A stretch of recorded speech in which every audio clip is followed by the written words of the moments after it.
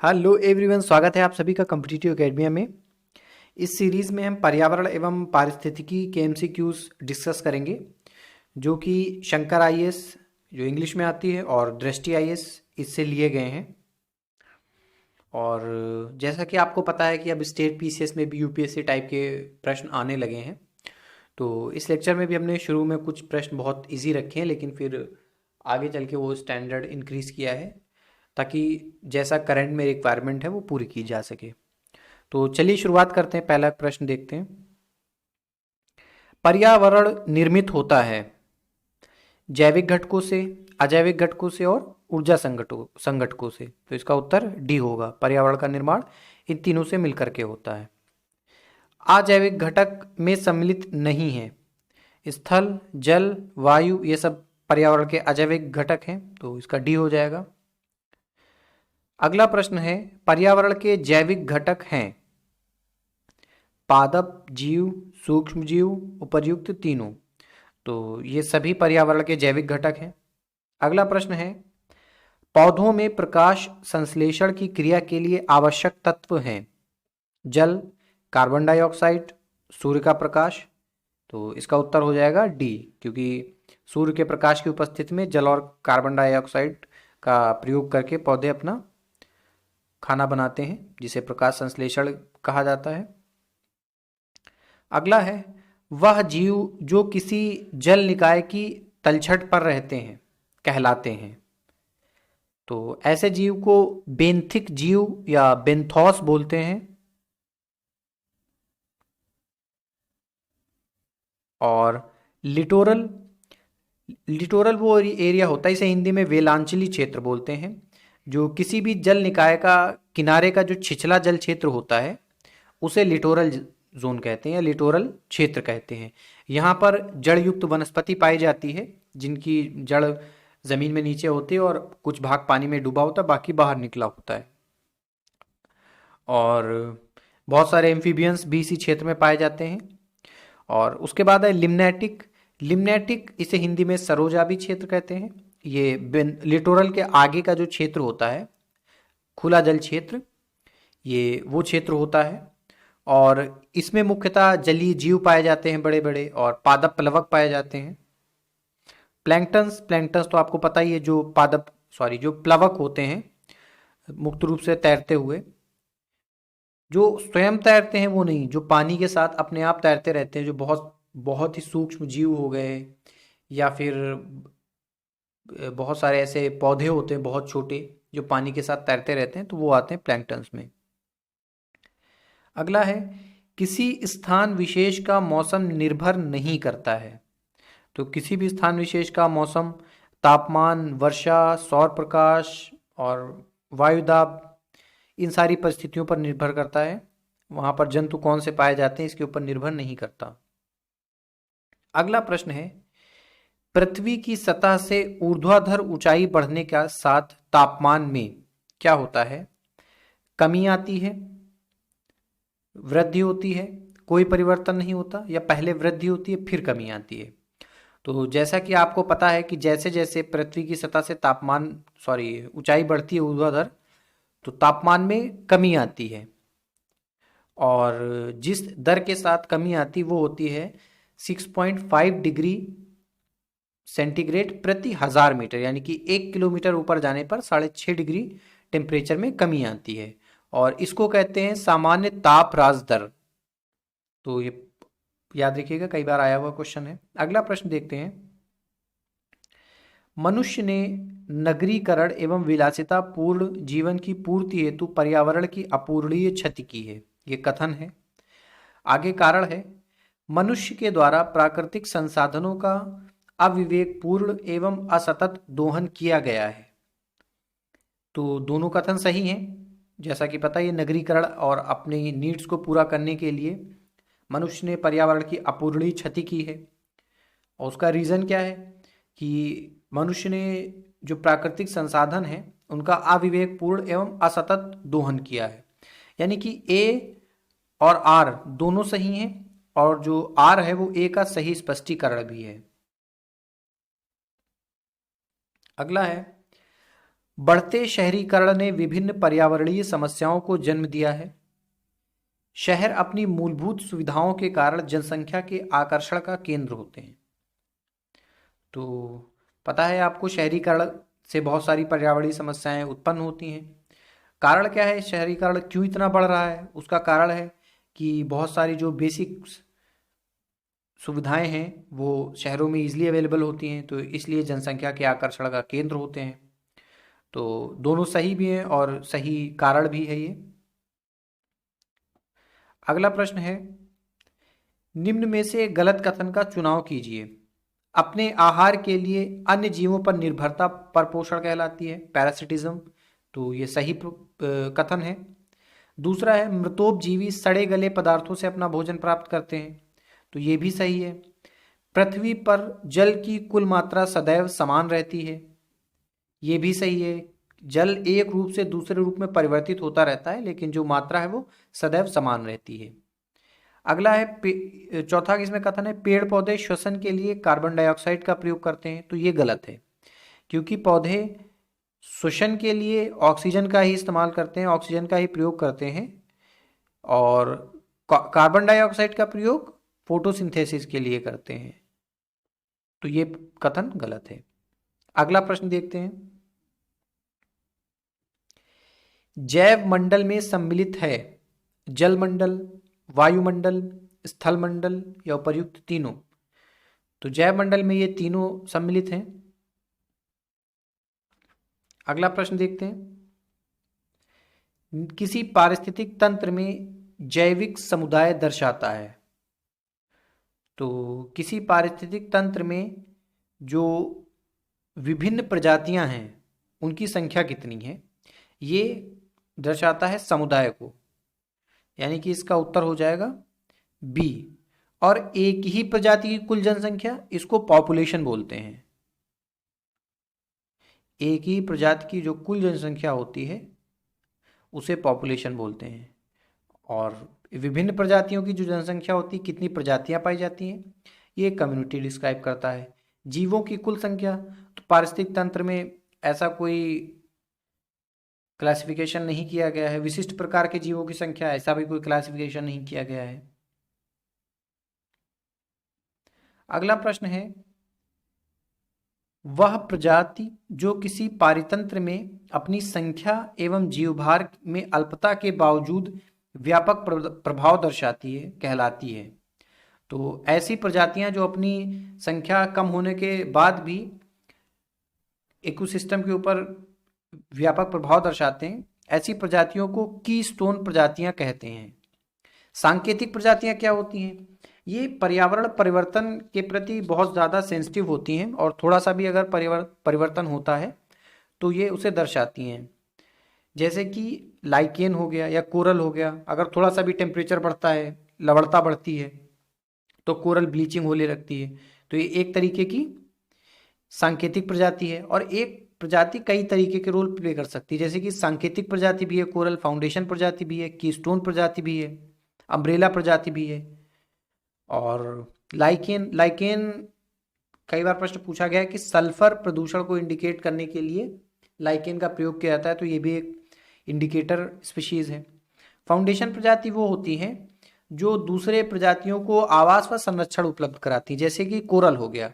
जो कोरल होता है उसमें बहुत सारे छोटे जीव, मछलियाँ और बहुत सारी वनस्पतियाँ रहती हैं, तो उनके लिए ये फाउंडेशन उपलब्ध कराती हैं। अम्ब्रेला प्रजाति ये मेनली बहुत बड़े जीव या बहुत बड़े वृक्ष होते हैं जो दूसरे जो जीव होते हैं उनकी उपस्थिति के लिए आवश्यक होते हैं। अगला देखते हैं, इकोटोन। ये संदर्भित करता है दो पारितंत्रों के मध्य संक्रमण का क्षेत्र। तो यही है, इकोटोन का अर्थ यही होता है कि जहां पर दो पारितंत्र मिलते हैं, मान लीजिए ये एक पारितंत्र है और दूसरा ये पारितंत्र है, तो ए और बी के बीच में जो ये वाला एरिया है, ये इसे इकोटोन कहते हैं। जैव मंडल की संरचनात्मक एवं कार्यात्मक इकाई। तो संरचनात्मक और कार्यात्मक इकाई किसी भी जैव मंडल की होती है प्रजाति। पारितंत्र में किसी प्रजाति की विशेष कार्यात्मक स्थिति, तो इसको बोलते हैं निकेत। इंग्लिश में नीश और हिंदी में निकेत। किसी प्रजाति की जो विशेष कार्यात्मक इकाई होती है। पारिस्थितिक तंत्रों का समूह ये बायोम है। अगला प्रश्न देखते हैं। निम्न कथनों पर विचार कीजिए। उष्णकटिबंधीय वर्षा वनों में सर्वाधिक जातीय विविधता पाई जाती है, तो ये कथन सही है। अगला प्रश्न है, अगला कथन है, प्रवाल भित्ति में अत्यधिक जातीय विविधता के कारण इन्हें समुद्र का वर्षावन कहा जाता है, तो ये भी कथन सही है। मानसूनी बायोम की प्राथमिक उत्पादकता सर्वाधिक होती है, तो ये गलत है। जो उष्णकटिबंधीय वर्षावन होते हैं उनकी उत्पादकता सर्वाधिक होती है, तो पहला और दूसरा यानी कि इसका उत्तर हो जाएगा सी। अगला देखते हैं। इकोलॉजी शब्द का सर्वप्रथम प्रयोग किसके द्वारा किया गया था, तो इकोलॉजी शब्द का सबसे पहले प्रयोग अर्नेस्ट हेकल ने किया था। एक्चुअली में इन्होंने इकोलॉजी शब्द नहीं ओइकोस शब्द का प्रयोग किया था, लेकिन जो प्रश्न पूछा गया एग्जाम में वो इकोलॉजी ही पूछा गया, तो मैंने वैसे ही बना दिया। इन्होंने सर्वप्रथम ओइकोस शब्द का प्रयोग किया था, इसी से इकोलॉजी की उत्पत्ति होती है, तो अर्नेस्ट हेकल होगा इसका आंसर। और एजी टेंसले इन्होंने इकोसिस्टम शब्द का प्रयोग किया था। ईपीओडम इन्हें फादर ऑफ मॉडर्न इकोलॉजी कहते हैं। लेमार के बारे में आपको पता होगा, आनुवांशिक लक्षणों की वंशागति जो इनका नियम था वो है। अगला प्रश्न देखते हैं। किसी पारिस्थितिक तंत्र में हरे पेड़ पौधे होते हैं, तो बहुत आसान प्रश्न। हरे पेड़ पौधे उत्पादक होते हैं। प्राथमिक उपभोक्ता कौन होते हैं, जो शाकाहारी होते हैं।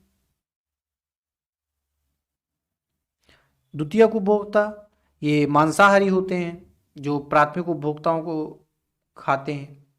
और अपघटक क्या होते हैं, जो डिग्रेडेशन करते हैं, पेड़ पौधे जो भी मर जाते हैं किसी भी इकोसिस्टम में, तो वो अपघटक होते हैं, डिकम्पोजर। अगला प्रश्न है कथन और कारण वाला।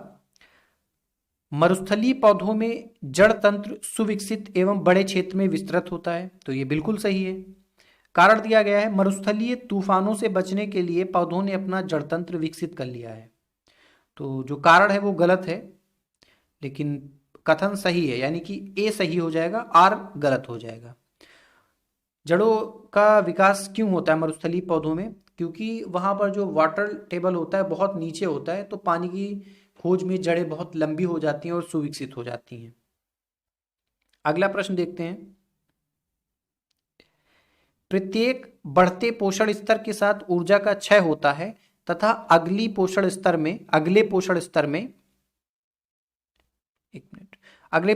में जीव ऊर्जा का केवल 10% ही प्राप्त कर पाता है। यह नियम किसने दिया था, तो लिंडमान ने दिया था, और इसे 10% का नियम भी कहते हैं।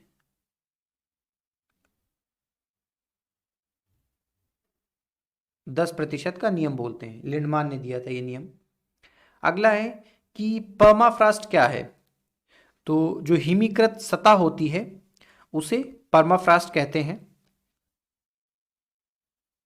और बहता हुआ जल इसे लोटिक वाटर बोलते हैं। स्थिर जल इसे लैंटिक वाटर बोलते हैं। नदी तथा समुद्र का मिलन स्थल इसे एस्चुरी बोलते हैं।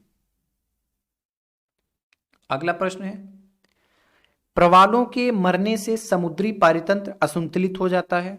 यह सही है कि अगर प्रवाल मरने लगते हैं तो बहुत ज्यादा पारितंत्र जहां पर ये पाए जाते हैं असंतुलित हो जाता है।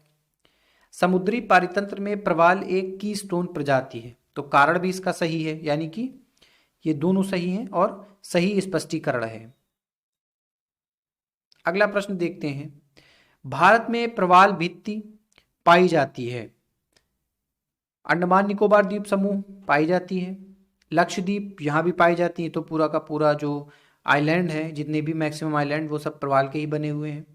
कच्छ की खाड़ी में भी पाई जाती हैं, मन्नार की खाड़ी में भी पाई जाती हैं प्रवाल भित्तियां, तो इसका उत्तर हो जाएगा डी, यानी कि उपर्युक्त सभी स्थानों पर। सदैव सीधा पिरामिड बनता है। तो जो ऊर्जा का पिरामिड होता है वो सदैव सीधा बनता है, क्योंकि हर लेवल के साथ ऊर्जा में कमी आती जाती है। अभी हमने पीछे नियम भी पढ़ा था। तो जैसे जैसे बढ़ेगा, स्तर बढ़ेगा, तो ऊर्जा में कमी आती जाएगी। तो ऊर्जा का पिरामिड सदैव सीधा बनेगा, बेस चौड़ा होगा और ऊपर पतला होता जाएगा। अगला प्रश्न है, चारण खाद्य श्रृंखला यानी कि ग्रेजिंग फूड चेन जो होती है, इसकी शुरुआत किससे होती है? तो ये हरे पौधों से होती है। मृत कार्बनिक पदार्थों से जो डेट्रियस होती है वो शुरू होती है। तो इसका उत्तर ए हो जाएगा। अगला प्रश्न देखते हैं। ये कथन दिए गए हैं, जीव संख्या का पिरामिड सदैव सीधा बनता है। तो ये गलत है, केवल ऊर्जा का पिरामिड जो होता है वो सीधा बनता है। ऊर्जा का पिरामिड सदैव उल्टा बनता है, ये भी गलत है। बायोमास का पिरामिड उल्टा या सीधा हो सकता है, तो ये सही है, यानी कि इसका उत्तर हो जाएगा सी। जैसे कि हम एक तालाब पारितंत्र का हम एग्जाम्पल लेंगे, तो उसका जो बायोमास का पिरामिड होगा वो उल्टा बनेगा, क्योंकि जो हरे पेड़ पौधे होंगे उनका जो भार होगा, बहुत बायोमास होगा, बहुत कम होगा। जैसे जैसे ऊपर बढ़ते जाएंगे, छोटे कीड़े मकोड़े आएंगे जो इन पौधों को खाते हैं, या छोटी मछलियाँ, फिर उसके बाद बड़ी मछलियाँ आएंगी जो, या और शाकाहारी जीव आएंगे जो इनको खाते हैं। तो ये उल्टा बनता है। जबकि एक जो जंगल पारितंत्र होता है या घास पारितंत्र होता है, उसका जो बायोमास का पिरामिड होता है वो सीधा बनता है। अगला प्रश्न, निम्नलिखित कथनों में से गलत कथन का चुनाव करना है। एक खाद्य जाल ऊर्जा प्रवाह के लिए भोजन के केवल एक हिस्से का प्रतिनिधित्व करता है, तो ये गलत है। ये फूड वेब के बारे में बात की गई है। फूड वेब जो होती है बहुत सारे हिस्सों का प्रतिनिधित्व करती है, और केवल एक हिस्से का जो प्रतिनिधित्व है वो फूड चेन करती है। तो पहला ही कथन गलत हो जाएगा, और गलत ही कथन चुनना है, लेकिन बाकी तीनों भी देख लेते हैं। अपरद खाद्य श्रृंखला यानी डेट्रियस फूड चेन मृत जानवरों, पौधों एवं मृत कार्बनिक पदार्थों से प्रारंभ होती है, ये भी सही है। हरे पौधों को परपोषी के रूप में जाना जाता है। एक मिनट, ये भी गलत है।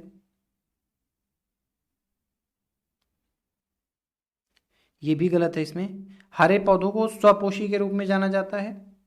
एक निकेत दो या अधिक विविध पारिस्थितिकी प्रणालियों के बीच संक्रमण का क्षेत्र है। तो निकेत नहीं, ये किसी स्पीशीज की कार्यात्मक स्थिति होती है किसी भी इकोसिस्टम में, और जो संक्रमण क्षेत्र होता है वो इकोटोन होता है। तो इसमें 3 गलत हैं, यानी कि ये इसमें सही कथन का चुनाव करना होगा, वो गलत हो गया है। तो इसका उत्तर बी हो जाएगा। जो इसमें सही कथन है वो बी है, बाकी सारे गलत हैं। निम्नलिखित में से किस चरम स्थिति में जैव मंडल उपस्थित होता है? अत्यधिक उत्तरी और दक्षिणी ध्रुव, सबसे ऊंची पर्वत चोटियां, महासागरों के सबसे गहरे भाग। तो इन किसी भी जगहों पर जैव मंडल उपस्थित नहीं होता है। इकोसिस्टम हो सकता है, पारितंत्र हो सकता है, क्योंकि पारितंत्र में क्या होता है कि किसी जीव का अपने पर्यावरण के साथ जो इंटरेक्शन होता है वो पूरा मिला करके पारितंत्र कहलाता है। तो पारितंत्र तो उपस्थित हो सकता है, क्योंकि हर जगह पर कहीं ना कहीं बैक्टीरियाज पाए जाते हैं, तो कहीं कुछ दूसरे टाइप के जीव पाए जाते हैं। तो पारितंत्र तो उपस्थित हो सकता है, लेकिन जैव मंडल एक बड़ा कॉन्सेप्ट है, ये उपस्थित नहीं होता है ये बहुत ज़्यादा एक्सट्रीम कंडीशंस में।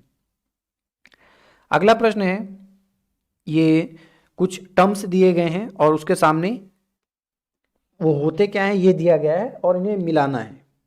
जैव संचयन, बायो एक्यूमुलेशन, तो इसके क्या होता है? खाद्य श्रृंखला में प्रदूषकों का प्रवेश। तो पहले का 4 हो जाएगा, यानी कि इसका आंसर हो जाएगा सी। पहला भी आपको पता है तो आप कर सकते हैं। जैव आवर्धन, बायो मैग्निफिकेशन, बढ़ते पोषण स्तरों के साथ प्रदूषकों की सांद्रता में वृद्धि, तो ये हो जाएगा तीसरा। सहभोजिता और सहजीविता, इन दोनों में कंफ्यूजन है। सिम्बायोसिस यानी कि दोनों को लाभ होगा सहजीविता में, सहजीविता में, और सहभोजिता में एक प्रजाति लाभ प्राप्त करती है और दूसरी अप्रभावित रहती है। जबकि सिम्बायोसिस में, सहजीविता में दोनों प्रजातियां लाभान्वित होती हैं। तो ये बहुत क्लोजली रिलेटेड टर्म है, याद रखिएगा। अगला देखते हैं, ये कुछ टर्म दिए गए हैं और आगे उनका एक्सप्लेनेशन दिया गया है कि वो होते क्या हैं, तो ये बताना है आपको। पैरासिटिज्म, तो इसमें क्या होता है कि परजीवी एक के ऊपर रहता है, दूसरे एक प्रजाति जब दूसरे के ऊपर रहती है तो एक को तो लाभ होता है और दूसरे को हानि होती है। तो पहले का हो जाएगा बी। स्पर्धा, इसमें क्या होता है कि दोनों प्रजातियां प्रभावित होती है। कंपटीशन हो रहा है तो इसमें लाभ भी हो सकता है किसी को हानि हो सकती है, लेकिन अगर दो प्रजातियों के बीच में स्पर्धा है, कंपटीशन है, तो दोनों प्रजातियां प्रभावित होंगी। तो पहले का बी हो जाएगा और दूसरे का ए, यानी कि ये हो जाएगा। परभक्षण में क्या होता है कि एक प्रजाति के द्वारा दूसरी प्रजाति का शिकार किया जाता है। पैरासिटिज्म और परभक्षण, इसमें ये डिफरेंस है कि परभक्षण में शिकार करके खा लिया जाता है, जबकि पैरासिटिज्म में उसके ऊपर आश्रय लिया जाता है और धीरे धीरे उससे लाभ लिया जाता है। असहभोजिता क्या होता है, एक प्रजाति को हानि होती है और दूसरी प्रजाति अप्रभावित रहती है, जबकि सहभोजिता में होता है कि एक प्रजाति को लाभ होता है और दूसरी अप्रभावित रहती है। अगला देखते हैं, अनुक्रमण के अंतिम चरण को क्या कहा जाता है। तो अनुक्रमण का जो अंतिम चरण होता है वो चरमोत्कर्ष समुदाय कहलाता है और पाइनियर समुदाय, इन्हें अग्रगामी समुदाय कहा जाता है। जो अनुक्रमण की क्रिया प्रारंभ होती है तो खाली स्थान पर जो सबसे पहले वास स्थान बनाते हैं ये वो होते हैं। दूसरा है इसमें जो अगला है अनुक्रमिक समुदाय क्या होते हैं। अनुक्रमिक समुदाय ये अस्थायी समुदाय होते हैं और दूसरे समुदाय के द्वारा प्रतिस्थापित कर दिए जाते हैं और ये तब तक चलता रहता है जब तक कि क्लाइमेक्स नहीं आ जाता, स्टेबलाइजेशन नहीं हो जाता। और जैविक अन्योन्य क्रिया, तो किसी भी पारितंत्र में जो विभिन्न जीव रहते हैं उनके बीच में जो इंटरेक्शन होता है, अन्योन्य क्रिया होती है, उसी को जैविक अन्योन्य क्रिया कहते हैं। अगला है टुंड्रा क्षेत्र के जानवरों की निम्नलिखित में से कौन सी एक शारीरिक विशेषता नहीं है। शरीर का बड़ा आकार ये होता है, छोटी पूंछ छोटा कान ये भी होता है, लंबे पैर ये नहीं होते हैं क्योंकि लंबे पैर होंगे तो ठंड ज़्यादा लगेगी। ये जो रेगिस्तानी जानवर होते हैं जैसे कि ऊँट हो गया, कंगारू हो गया, तो कंपेरेटिवली इनके पैर लंबे होते हैं। बालों से ढका हुआ शरीर ठंड से बचने के लिए होगा ही। अगला प्रश्न देखते हैं, साल और सागौन निम्नलिखित में से किस प्रकार की वनों की वनस्पति है। उष्णकटिबंधीय अर्ध सदाबहार वन, उष्णकटिबंधीय आर्द्र पर्णपाती वन, तो इन दोनों जगह पर ये पाए जाते हैं। उष्णकटिबंधीय कांटेदार यहाँ पर बबूल हो गया और ऐसे पेड़ पाए जाते हैं। समशीतोष्ण आर्द्र वन, तो यह बताइए क्या पाया जाएगा यहाँ पर। अगला है मरुस्थलीय पौधे गर्म तथा शुष्क स्थिति से बचने के लिए अनुकूलन करते हैं। पत्तियों की अनुपस्थिति अथवा छोटा आकार हाँ होता है, या तो पत्तियां अनुपस्थित होती हैं, बहुत छोटे आकार में होती है, या कांटों में बदल जाती हैं। पत्तियां और तने जल भंडारण हेतु अनुकूलित ये भी होता है। सुविकसित जड़ें ये भी होता है। तो ये सभी अनुकूलन करते हैं जो मरुस्थलीय पौधे होते हैं शुष्क तथा गर्म स्थिति से बचने के लिए। अगला प्रश्न है, ये सुमेलित करना है। भारतीय चारागाह एवं चारा अनुसंधान संस्थान, तो ये झांसी में उपस्थित है, झांसी में स्थित है। केंद्रीय शुष्क क्षेत्र अनुसंधान संस्थान ये जोधपुर में है। पशु चिकित्सा अनुसंधान संस्थान ये इज्जतनगर बरेली में है।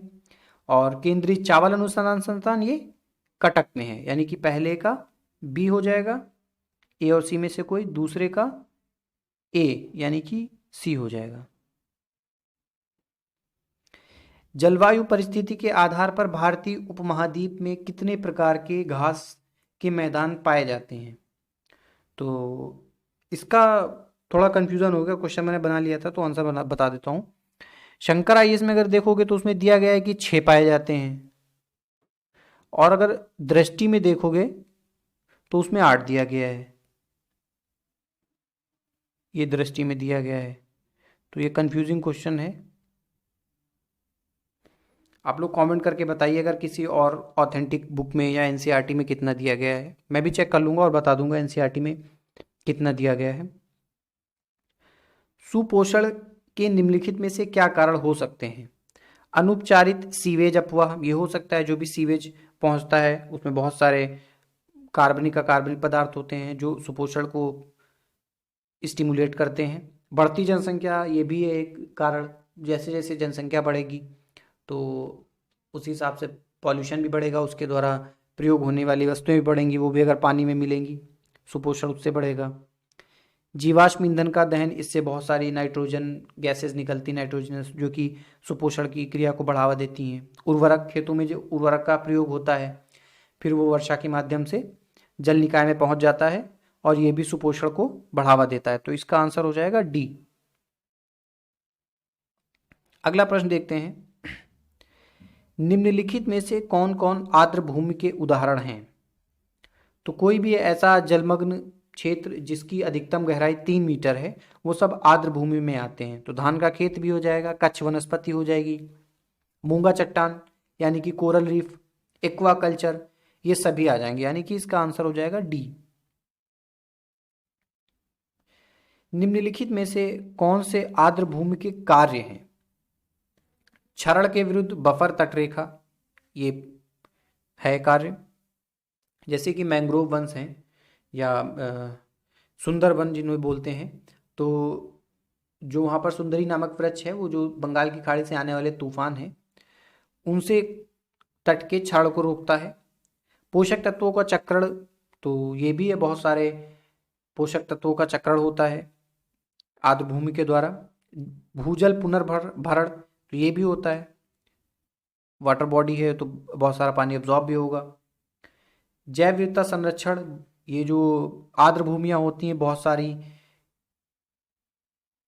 जीव एवं वनस्पतियों का स्थान होता है, आवास स्थान होता है, तो संरक्षण में भी सहायता करती हैं। तो ये सभी कार्य होंगे इसके।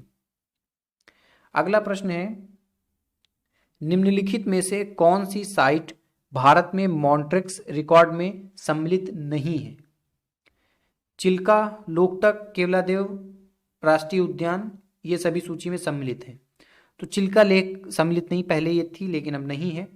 लोकटक और केवलादेव घाना ये दोनों सम्मिलित हैं, लोकटक मणिपुर में और केवलादेव घाना राजस्थान में, ये दोनों सम्मिलित हैं। निम्नलिखित में से कौन भारत में एक मैंग्रोव क्षेत्र नहीं है? सुंदरबन मैंग्रोव क्षेत्र है, भितरकनिका उड़ीसा में, ये भी मैंग्रोव क्षेत्र है। कृष्णा गोदावरी डेल्टा, ये भी मैंग्रोव क्षेत्र है। दीपोर बिल, ये मैंग्रोव क्षेत्र नहीं और ये असम में पाया जाता है, असम में है ये। आर्द्र भूमि स्थल है लेकिन ये मैंग्रोव क्षेत्र नहीं है। ये कुछ शब्द दिए गए हैं और जिन्होंने इन्हें क्वाइन किया है, यानी कि सबसे पहले जिन्होंने ये टर्म दिया या प्रयोग किया, उनसे मिलान करना है। तो स्मॉग, स्मॉग को सबसे पहले देश वोयूज ने किया था, पहले का डी हो जाएगा, यानी कि इसका आंसर ए ही हो जाएगा। और दूसरे का सी, डी पिकॉलजी आर्नेनेस ने किया था। इकोसिस्टम ने पीछे ही डिस्कस किया, एजिटेंसले। और निकेत हिंदी में, नीश इंग्लिश में जोसेफ ग्रीनेल। अगला है, निम्नलिखित में से कौन सा लोटिक वाटर सिस्टम का उदाहरण नहीं है? तो नदी, तालाब, स्प्रिंग, झरना। तो इसमें से जो तालाब है वो लेंटिक यानी कि स्थिर जल का उदाहरण है, बाकी सारे लोटिक वाटर सिस्टम के उदाहरण हैं। अगला प्रश्न है, निम्नलिखित में से कौन फोटोकेमिकल स्मॉग के निर्माण के लिए उत्तरदायी है? तो पृथ्वी सतह के निकट ओजोन, ये इंपॉर्टेंट है। सूर्य का प्रकाश होना चाहिए, ये भी इंपॉर्टेंट है। और नाइट्रोजन ऑक्साइड, वाष्पशील कार्बनिक यौगिक। तो इसका उत्तर 1 और 2 हो जाएगा। और जो सतह के निकट ओजोन का निर्माण होता है वो नाइट्रोजन ऑक्साइड और वाष्पशील जो कार्बनिक पदार्थ होते हैं ये दोनों मिल करके करते हैं। तो अगर पहला और दूसरा उपस्थित है तो फोटोकेमिकल स्मॉग का निर्माण होगा। अगला प्रश्न है, निम्नलिखित कथनों में से असत्य कथन चुनें। आहार श्रृंखला यानी कि फूड चेन बड़ी और जटिल, जबकि आहार जाल छोटा होता है। तो ये उल्टा हो गया है। जो फूड वेब होता है यानी कि आहार जाल, ये बड़ा होता है और जटिल होता है, जबकि जो फूड चेन होती है वो छोटी होती है और सिंपल होती है। तो पहला गलत हो जाएगा और असत्य कथन चुनना है। निम्न अक्षांशों से उच्च अक्षांशों की ओर जाने पर जैव विविधता में वृद्धि होती है। तो ये भी गलत है। तो इसका मतलब 1 और 2 दोनों असत्य कथन है, असत्य कथन ही चुनना है। जलीय निकाय में रेड टाइड घटना दर्शाती है एक विशिष्ट प्रकार का ज्वार, नहीं ये गलत है। जू प्लैंक्टन्स की संख्या में तीव्र वृद्धि, ये भी गलत है। फाइटोप्लैंक्टन्स की संख्या में तीव्र वृद्धि, ये सही है। इसे एल्गल ब्लूम भी कहते हैं रेड टाइड को। लाल रंग की मछलियों की संख्या में वृद्धि, ये भी गलत है। अगला प्रश्न है, न्यूमेटोफोर्स क्या होते हैं? रूपांतरित पत्तियां, रूपांतरित तना, रूपांतरित पुष्प, रूपांतरित जड़ें। तो न्यूमेटोफोर्स रूपांतरित जड़ें होते हैं, वायवीय जड़ें होते हैं। ये मेनली जो मैंग्रोव वनस्पति होती है उसमें पाई जाती हैं, क्योंकि उस दलदली क्षेत्र में श्वसन में समस्या होती है पानी एब्जॉर्ब करने में। तो ये न्यूमेटोफोर्स श्वसन में सहायता करते हैं। उसके बाद अगला है, अनुक्रमण का सही क्रम। न्यूडेशन, माइग्रेशन, कॉम्पिटिशन, रिएक्शन, क्लाइमेक्स, यानी कि इसका पहला ही होगा। सबसे पहले सतह खाली होती है, न्यूडेशन बोलते हैं, फिर उस पर कोई स्पीसीज आती है, वो माइग्रेशन उसको बोलते हैं। फिर बहुत सारी जो स्पीसीज वहाँ पर होती हैं उनमें कॉम्पिटिशन होता है। उसके बाद रिएक्शन होता है उसका। तो जो जो भी प्रजाति सुटेबल होगी वो क्लाइमेक्स तक पहुँचेगी और स्टेबलाइजेशन होगा। तो इसका पहला ही सही है सीक्वेंस। पारिस्थितिकी दक्षता, ये क्या होता है? पारिस्थितिक तंत्र में रहने के लिए अनुकूल दशाएं, नहीं।